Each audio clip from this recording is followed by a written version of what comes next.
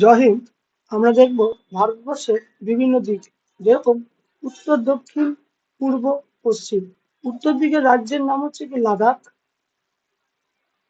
দক্ষিণ দিকের রাজ্যের নাম তামিলনাড়ু, পূর্ব দিকের রাজ্যের নাম অরুণাচল প্রদেশ, পশ্চিম দিকের রাজ্যের নাম গুজরাট।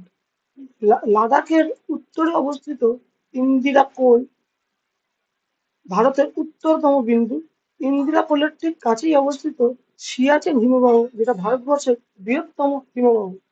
ভারতের দক্ষিণে অবস্থিত তামিলনাড়ু, তার দক্ষিণে অবস্থিত কন্যাকুমারিকা অন্তরী।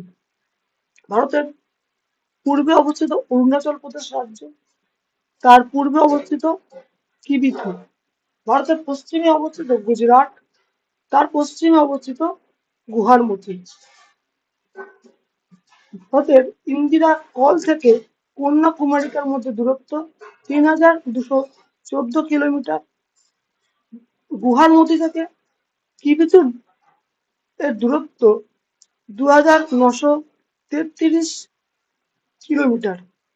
ভারতের দক্ষিণতম বিন্দু ইন্দিরা পয়েন্ট। যদি বলে ভারতের মূল ভূখণ্ডের মধ্যে দক্ষিণতম বিন্দু কি, তখন হবে কন্যাকুমারিকা অন্তরী।